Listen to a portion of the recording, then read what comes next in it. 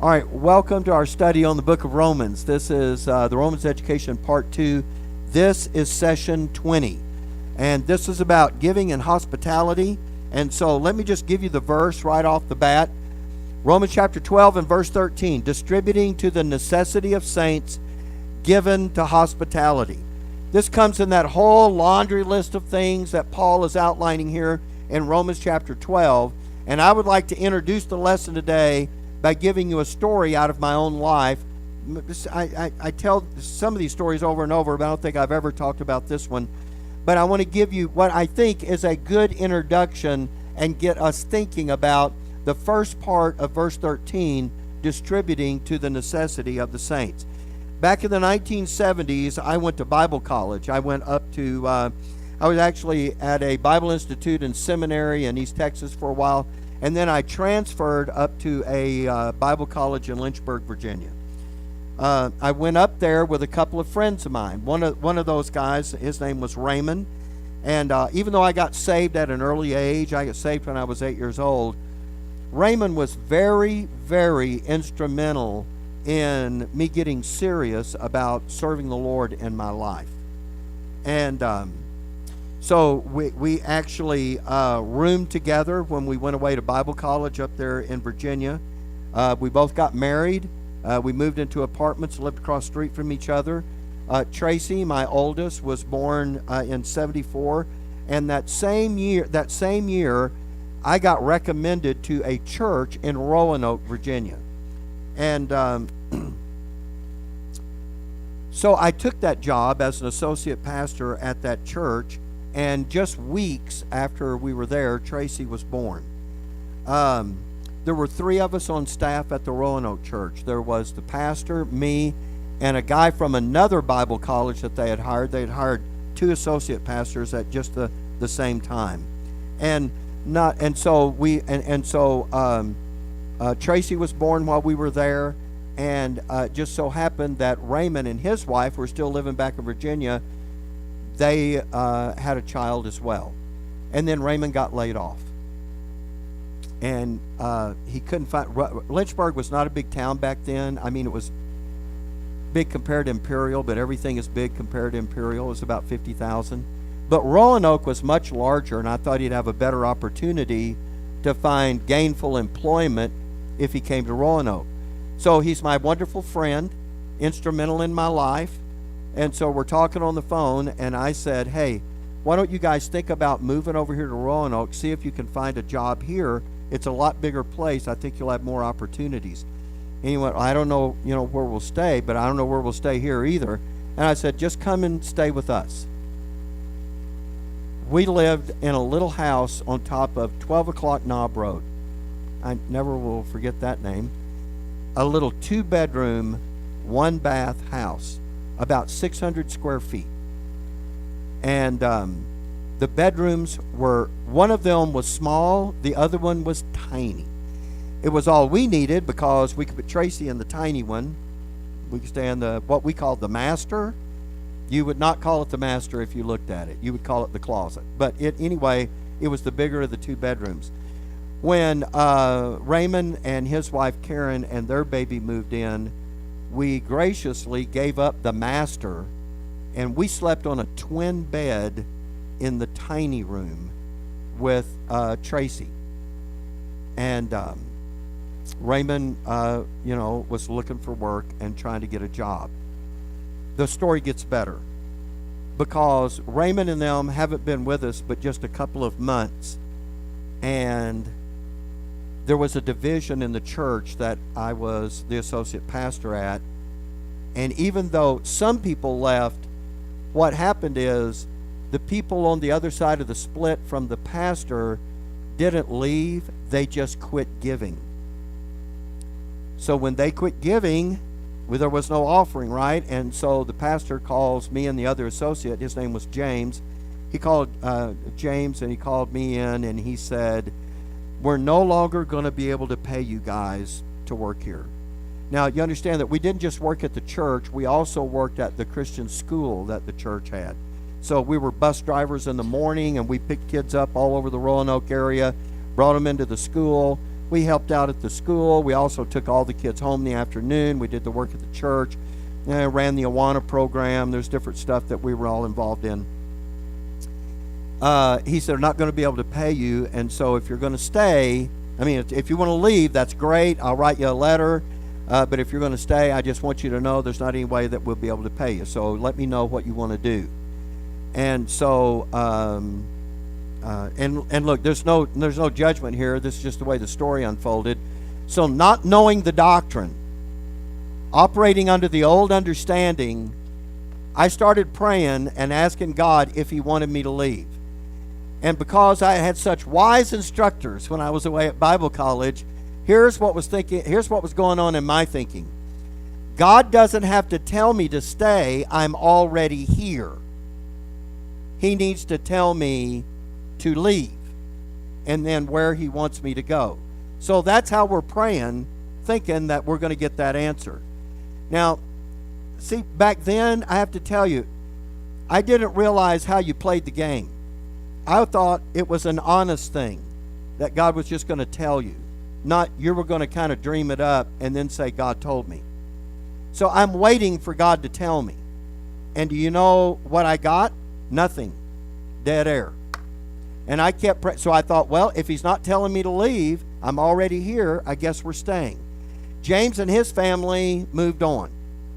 And so we stayed. And you know what I said? I said what everybody says. If God wants me to stay, He will provide. Right? And so I thought, this is how we'll do this. I don't remember all of the details about that, but let me just say that the pastor had asked us not to say anything to anybody in the church about us being off salary. So we honored that. We didn't say anything to anybody about that. Now, there's a whole lot to this story, and I'm going to leave all of it out for the sake of time except for one part. What we ate. We ate hoe cakes and gravy for every meal. I don't know if you know what hoe cakes are. It's just a big homemade deformed biscuit. And you just make these big biscuits and you cut them open and you pour white gravy over them, and we would have that for breakfast. Now actually that sounds pretty good to me for breakfast. But when you have it again at lunch and then you have it at supper, and do we have any snacks? We have some leftover hoe cakes. Yeah, let's snack on hoe cakes. The next day, however, we changed it up. Instead of hoe cakes and gravy, we had gravy and hoe cakes. And so after a while, you get the idea, right? This is what we're living on. This is we don't have, so Raymond's out of work. We're out of work. We're living on hoe cakes and gravy. I'm trying to scrounge around to, be able to pay the rent in the little house that we're in. And one day, one of the men in the church, his name was Mr. Murphy, and I cannot remember his first name, but I remember one day on a Saturday, he drove up in our driveway, and he came and knocked on the door, and I came to the door, and he said, "Hey, can you give me a hand with something?" And I said, "Sure, what do you need?" And he said, "Come with me to the car." And we came to the car, and he opened up the back seat, and lined all the way across the back seat was a bunch of groceries in paper sacks. Now, some of you are too young to remember this, but in the old days, you only had paper sacks.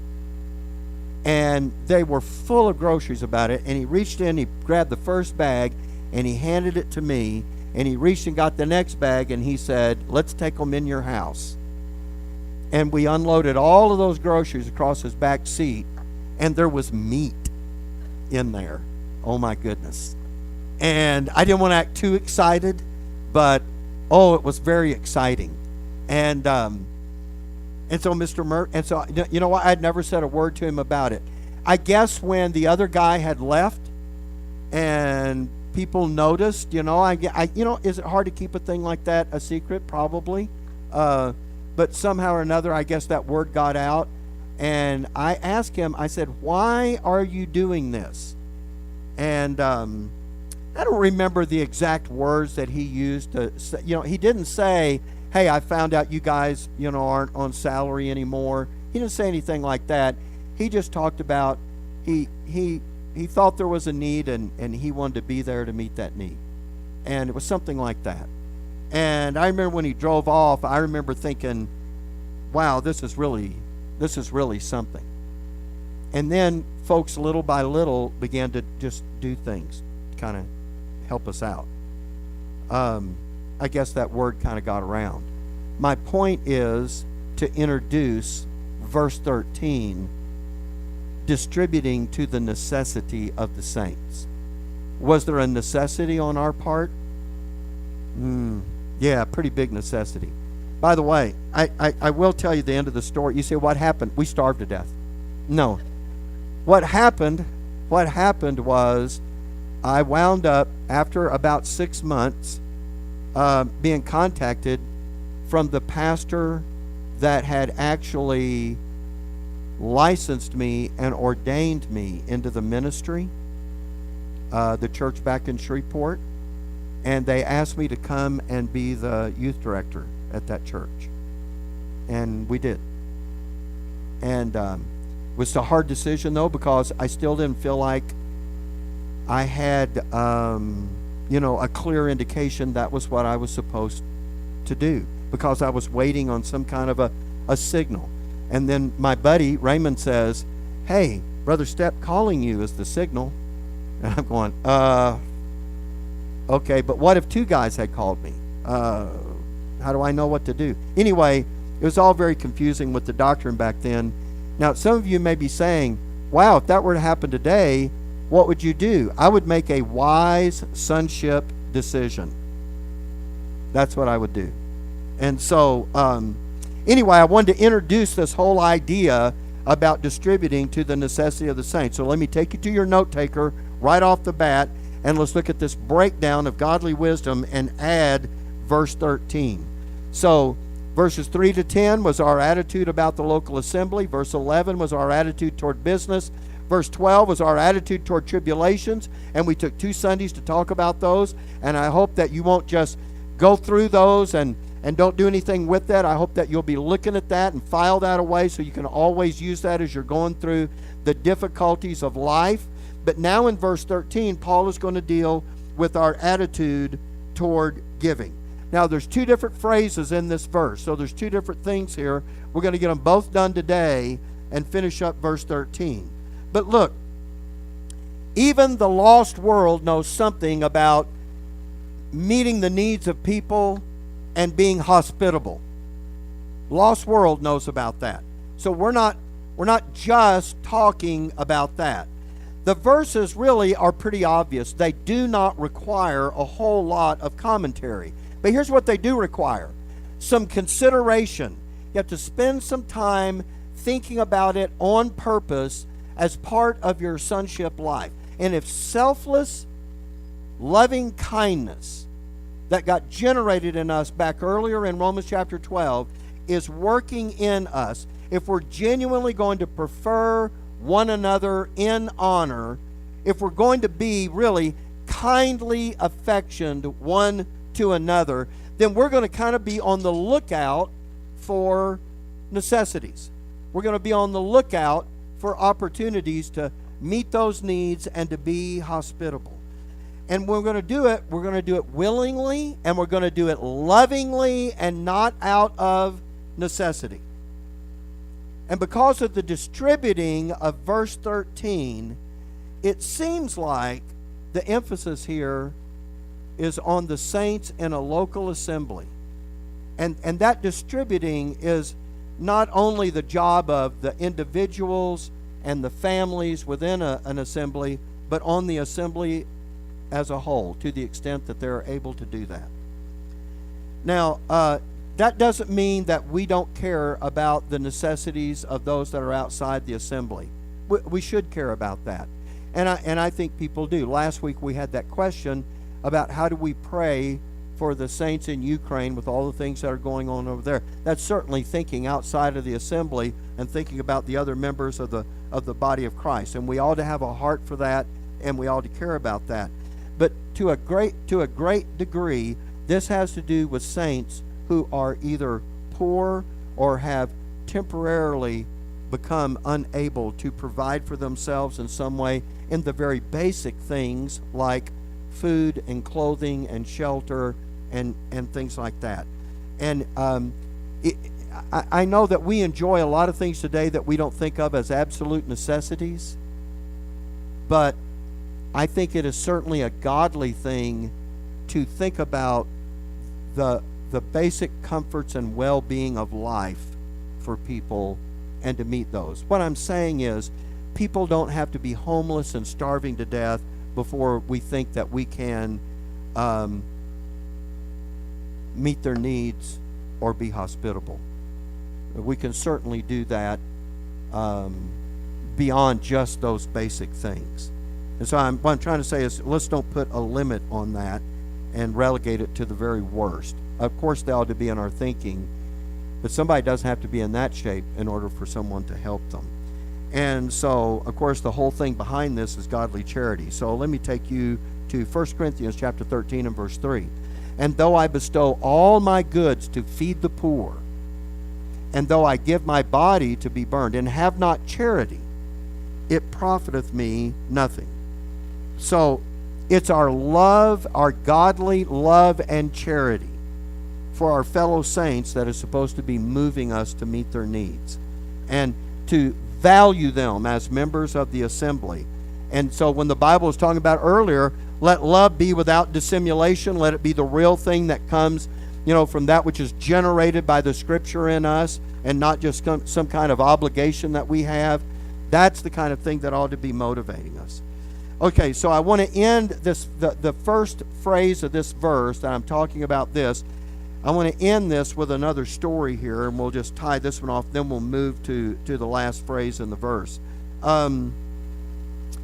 This is someone who is actually I'm talking about someone. Well, let me see if I can just say it this way. When I went back to my original church in Shreveport, I was there for a number of years, and then one of the men that was on staff there actually moved down to Baton Rouge to pastor a church down there. When he got down there, he hadn't been down there very long, and he called me up and he said, "Hey, I want you to come down here and work with me." The short story is, I did wind up doing that, and so we really, worked to build a ministry down in Baton Rouge. Well, in the beginning, especially in the first few years, I wore a lot of hats. We had a bus ministry, and so I was the bus director, and I had a bus route. I was the youth director, so I was also doing things with the kids. I was the co-pastor, and so I was taking on those duties in the church. I taught in the Sunday school. We started 3 Sunday schools, an A, B, and C Sunday school that ran from the A Sunday school at 10 o'clock in the morning, and then the 11 o'clock preaching service, and then at 1 o'clock we had a B Sunday school, and then at 3 o'clock we had a C Sunday school, and we bussed people in for those extra Sunday schools. And then at 6 o'clock I taught a class at night for adults, and at 7 o'clock was the service, and I was the music leader. So I kind of had a full day on Sunday, and every Sunday I pretty much lost my voice because that's the weakest part. Anyway, and then I forgot about this. It was just a little thing. That's why I forgot. We started a school, and I became the principal of the school.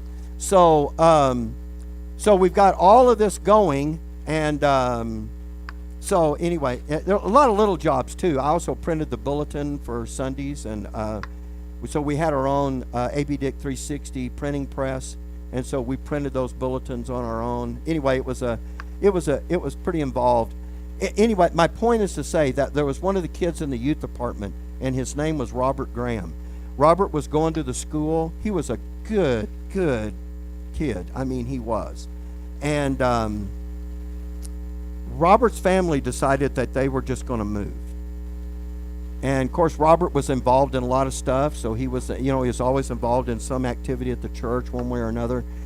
And they decided they were going to move, and they gave Robert the opportunity. If he wanted to stay, he could. They knew he wanted to finish out his school there, and if he wanted to stay, he could. But they were going to move, and they were going to be I don't remember if they're going to be out of state or just to a different part of Louisiana.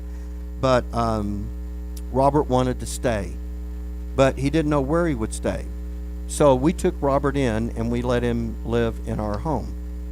And so Tracy was the oldest. Mike and Phil had a bedroom with bunk beds, and then Tracy had her own room. But when Robert came to stay with us, we got another bed and shifted Tracy into the room, so all the kids were in one room, and Robert had a room that he could stay in. And and I loved Robert. He's a good kid. I still love him. He was a good kid. He's a good young man. I want to show him to you now because Robert is now, he has grown up to become the director of the South African Children's Resiliency Program. And what they do is they take in kids who have been orphaned, mostly through AIDS or other diseases over there. Every 18 seconds, a child is orphaned in South Africa because the parents have both died from some disease. They take these kids in, they educate them, and they care for them, and they give them the gospel and teach them about Christ. And Robert's married. He has some daughters. He had a younger son. I don't have pictures of his daughter. The picture that I have, and I'm going to show you here, is him and his wife and their youngest son. And they have been over there in South Africa for years. They don't make any salary out of this program. It's just churches that support them. And that's what Robert has devoted his life to. I'm really proud that Robert has done that, and also glad to have had some part in his life, as a young man that was coming up before he went away, before he graduated from high school and went away to Bible college. Robert, I think, is a really good example of seeing a need and deciding to try to meet that need.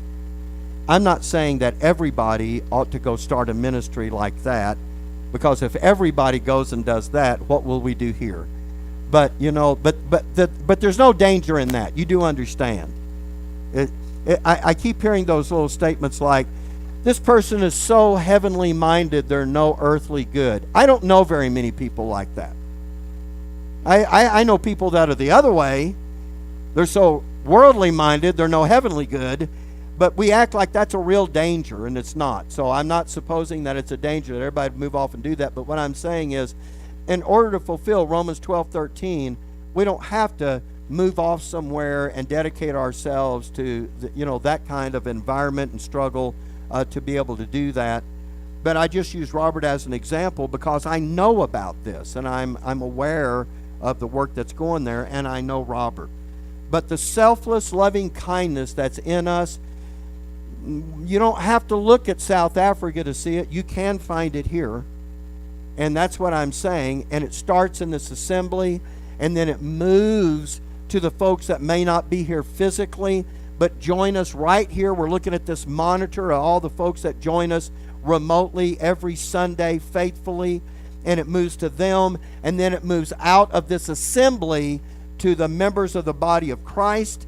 And then it moves out from that to the folks that are in the world. But we can look around right here and see plenty of opportunity for us to be able to exercise that. Now let's take a look at the second part of the verse, and that is distributing to the necessity of the saints. There's the first part. And the second one is given to hospitality. By the way, are there more things that could be said about distributing to the necessity of the saints? Not to explain what that means, but could I give you more illustrations of it? Sure. But you get it. You get it. We have learned enough of the doctrine that should be enough for you to be able to integrate that into your sonship life. Now we're going to talk about given to hospitality. This word hospitality is only used in your Bible 4 times. Paul uses it 3 of the 4 times. The other time, Peter actually uses it when he's talking to the members of the little flock, the ones that are yet to come. When the blessed hope has taken place and God's program with Israel has resumed, Peter is writing to them, and it sounds a whole lot like what Paul writes to us. Let me show it to you in 1 Peter chapter 4 and verse 8. And above all things, have fervent charity among yourselves. Oh, does that sound familiar? And for charity shall cover the multitude of sins. Use hospitality one to another without grudging. Sounds really close to what Paul talks about, doesn't it? When he talks about the way you're supposed to give. just do it grudgingly, as though you have to. No, of course not. He wants us to do that out of a heart of love. So looking at that, use hospitality one to another without grudging. Let's look back now at Romans chapter 12, verse 13. We are to be given to hospitality. And by the way, there's no restriction in this verse that says this is to saints only. And I also know that this involves more. When you normally think of hospitality, what do you think of? What's the first thing that comes to your mind? What'd you say, Ruby? Yeah, inviting people into your home. And that's normally the way that we think about that. And it certainly includes that, but the point I want to make is it's not limited to that. Hospitality can go beyond that. For people to know that they are valued and esteemed, there's a multitude of ways for us to be able to do that. And so in the old days, I'm going to show you this, when people were going to be given hospitality, you would bring them into your home and you would do what? If you were going to show them hospitality. Yeah, you would feed them. So I give you this because that boar's head that you see in that picture there, it was sometimes used as a symbol of hospitality. In other words, the willingness of the host to meet the needs of their guest. And of course, part of making someone feel welcome. And so when it comes to exhibiting hospitality at our homes, God is not necessarily asking us to turn our homes into a B&B. Now, Billy and I kind of did that. We've had a lot of people that have come in. In fact, we have more people coming in. We've got the family from Bernie that's coming in, in 2 weeks. Lupe is going to be out and visit with us again at the end of the month, and I can't remember who's after that. But we've got folks that are coming out.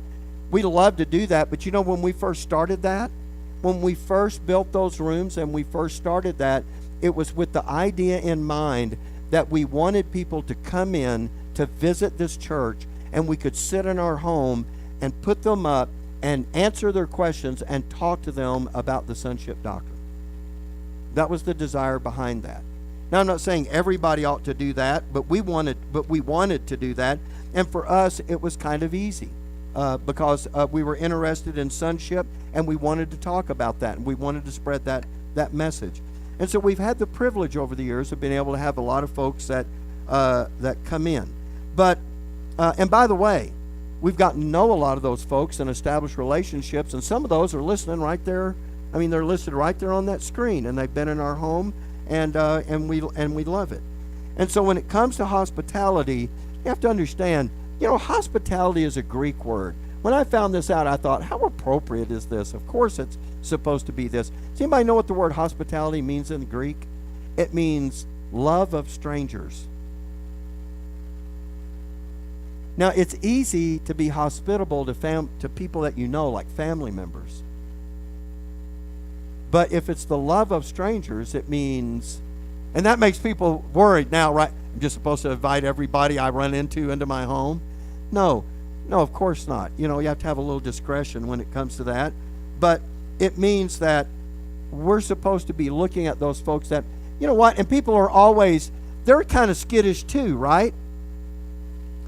You know what? When we first started doing this and inviting people to come and stay with us, I can remember a few of those preliminary conversations when Billy and I'd be going, how do you think this is going to go?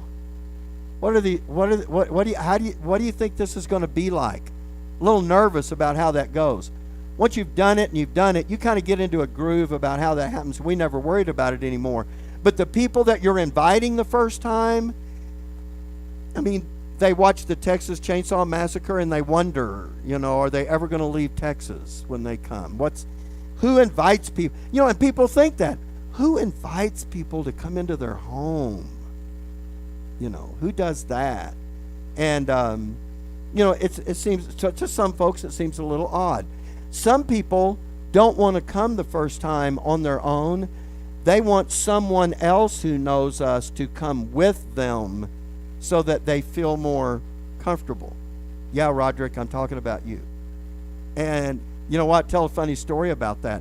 Because he wanted Larry Thomas to come when he came. Larry wasn't able to come.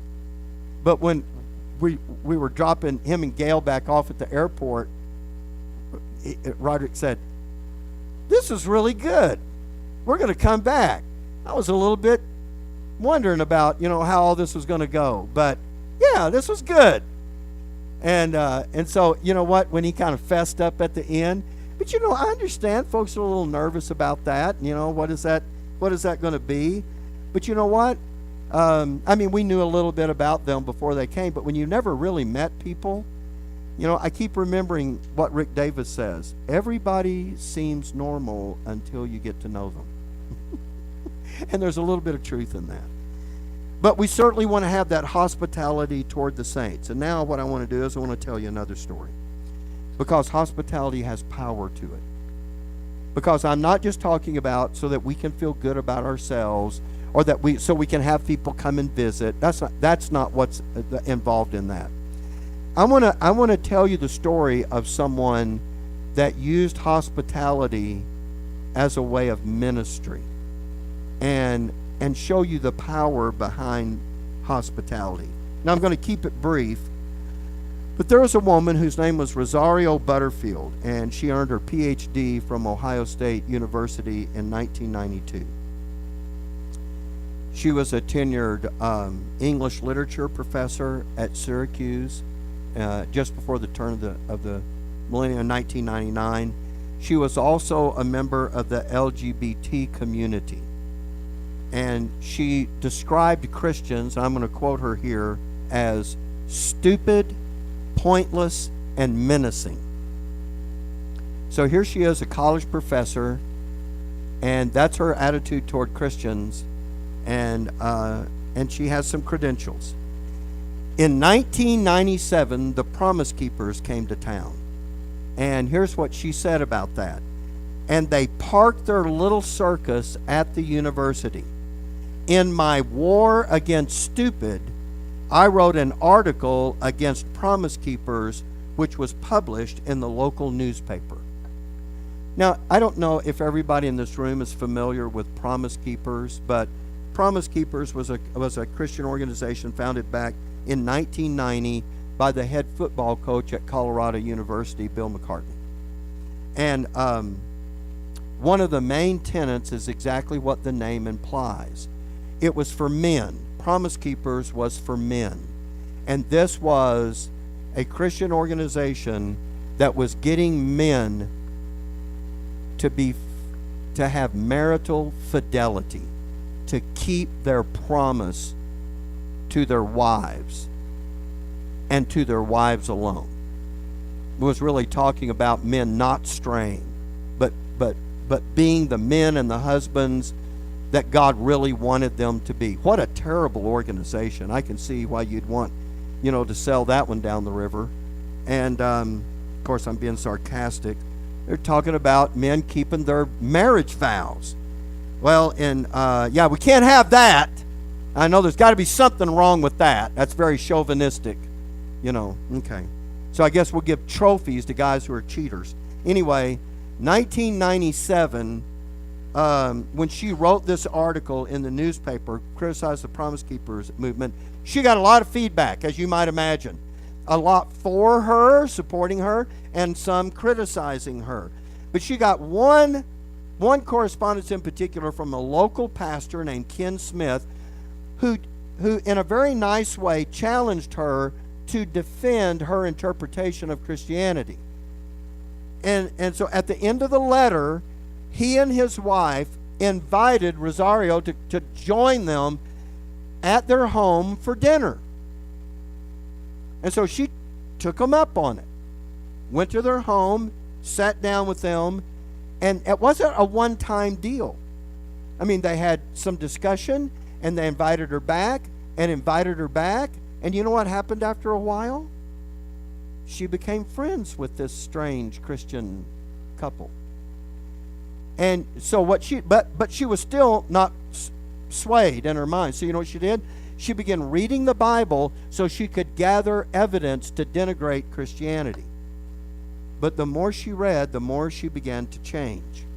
Her friends noticed it and warned her, whatever it is that you're doing, you need to stop because you're not the same as you used to be. We see cracks in the wall, so you need to be careful. 2 years later, when she became that professor at Syracuse, that was also the same year that Rosario trusted Jesus Christ to be her Savior. And she has her testimony posted on YouTube. It's pretty interesting. So if you just go on YouTube and look at Rosario Butterfield, you'll hear her talk about this and give her testimony. Today, she is a Christian author, she is a speaker, she's a wife, and she's a mother. And all of her speaking and her writing and her emphasis is on one topic. Anybody want to guess what it is? Hospitality. Because Rosario Butterfield says that is the thing that really paved the way for me to come to Christ. That is the thing that made the difference. So here's a couple that invested themselves. I don't know if Ken Smith and his wife ever sat down and said, hey, if we can win this woman to Christ, you know what? One day she'll be a Christian author and speaker and she'll be a great testimony. They probably weren't thinking about that. They were thinking, wouldn't it be wonderful if she could come to Christ? That's what they were thinking. But here it is.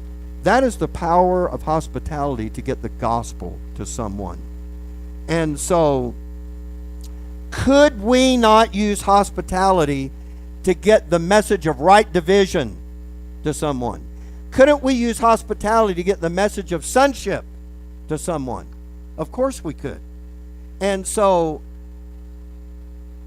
we can do that in a lot of different ways, and I don't think it's really hard. I mean, you might have to get a little creative sometimes, but it can take place in a single meal or a brief visit, and you can even do it when you're away from home.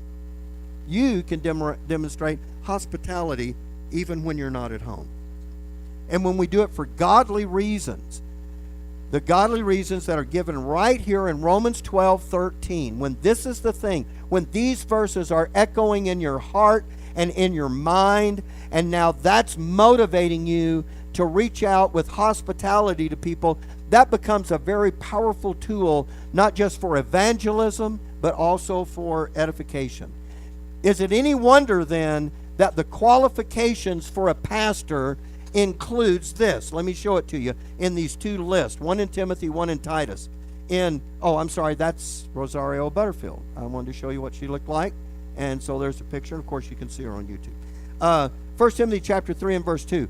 A bishop, which is a pastor, then must be blameless, the husband of one wife, vigilant, sober, of good behavior, given to hospitality. What do you think it means to be given to something?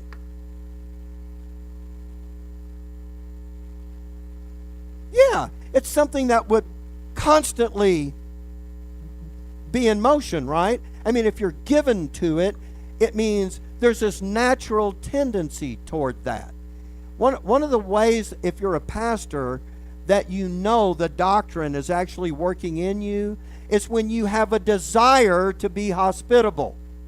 And for the saints, it is the same thing. And of course, this follows up with apt to teach. Let me give you the other one in Titus 1:7.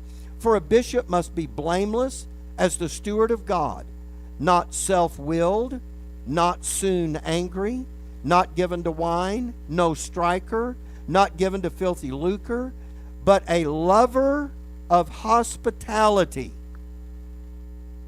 It shows up in both of these lists.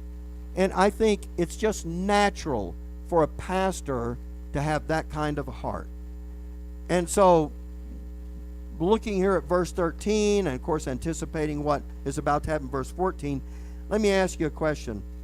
Is it enough for us to hear this and understand what this is, and now we can decide to find ways to work this out of our sonship lives and to be hospitable? It ought to be.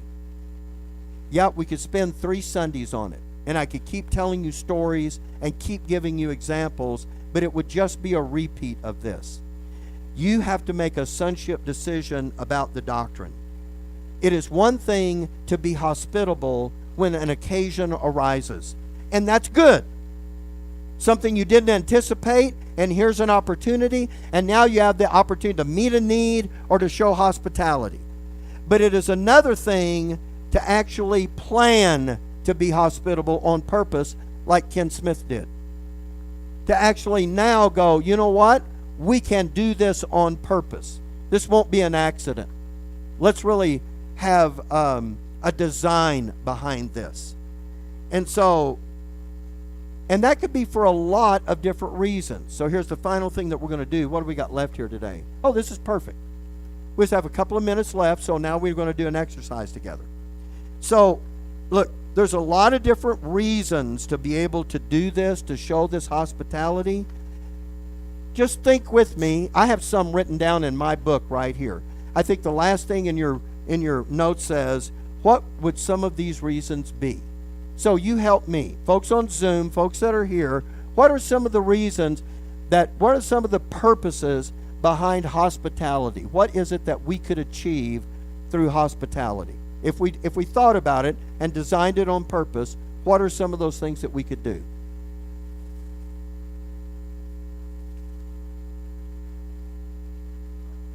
Oh, okay.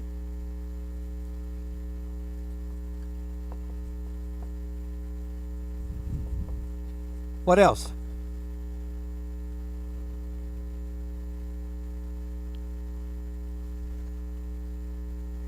When you spend time with people, you know what you're doing?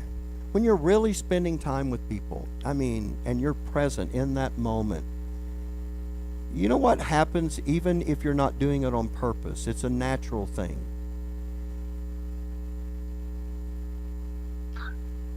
Comforting?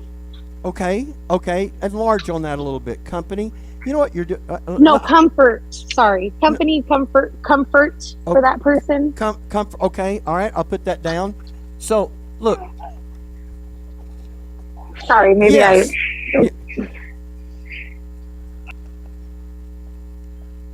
Building relationships.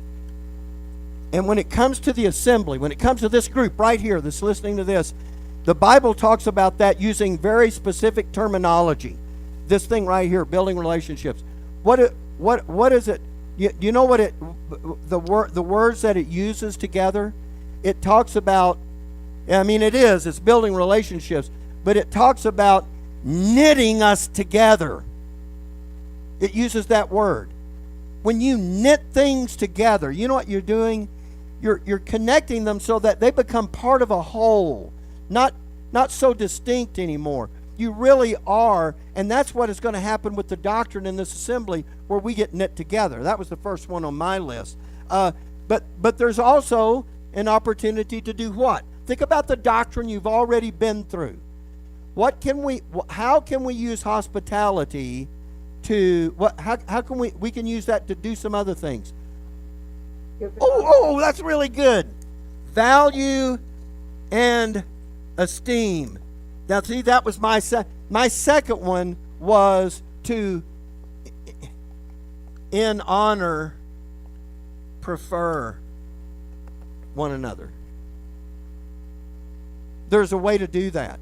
What about if you just made a time to get with someone? You can do it over the phone. If you could do it in person, it's actually better, but there's a lot of ways to do it. But you could do it in a card where you could actually say to someone, I really value and esteem you because and we honor them and what they're doing as part of this assembly, part of this body, and we take notice of it, and we extol that virtue that they're exhibiting as part of the body. What's another way? Now let's go back to the first part of this verse. Let's go back to display loving kindness. Okay, somebody said display. I'm getting a feedback. Display loving kindness. Is that what you said? Yes. Yes, sir. Exactly. Let's go back to the first phrase in this verse. Show me a way that you can use hospitality to do, there's the buzzer, that you can use hospitality to accomplish the first part of this verse. Let me give you a scenario, because I know the time is up, but let me give you a scenario. Here's someone who has a need.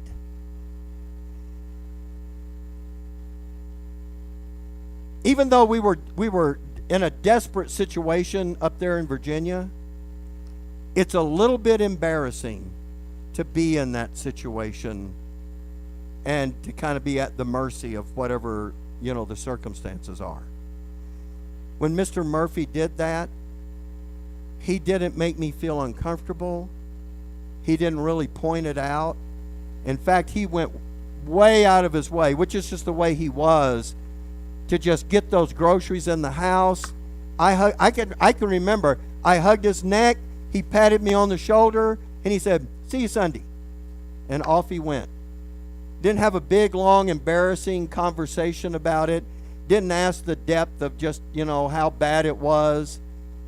When you use hospitality as an opportunity to pull someone away privately and meet a need in their life, it's not so public now that it becomes an embarrassment, or it becomes uncomfortable, or it makes them ashamed because of what's happening with them. See, hospitality gives you the ability to meet that need in a very private and loving way. You don't have to make a big deal about it even then. You can, but there's a way to do that without, let's bring I've seen this happen before. Let's bring so-and-so up. They stand them right up in front of everybody. These folks, They don't have this and they don't have that, and they go through this big list to show everybody what's going on. And this guy is feeling kind of humiliated this whole time. Let's don't do that. Let's just let a simple word of understanding be enough to communicate to us about this. Let's be in each other's lives enough to be able to understand that things are going on, and then we can respond. We can meet the needs of folks. There's a lot of different ways to do that, and we can use hospitality as a part of that. Now, look, we got a partial list going here this week. As you look through these notes, you'll think about that. Look at your own life and the things that you see in your own life. Look, it may not be there this week, but it might be there next week. But take a look around. Do some things on purpose. Let it be part of a plan. This needs to be part of our sonship life. And when you get a verse like this that may not readily present an opportunity, you need to be thinking about how to employ this part of your sonship life. Just even if it's if it's a much simpler thing and it's not a dire, drastic situation, put it to work somehow. Get used to that. Integrate it into your life. Let it become a natural extension of that, so that we truly are. And by the way, when Paul writes Romans 12:13, he's not just writing to pastors.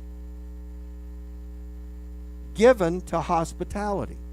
That's what a pastor is supposed to be. But then, according to Romans 12, that's what we're all supposed to be.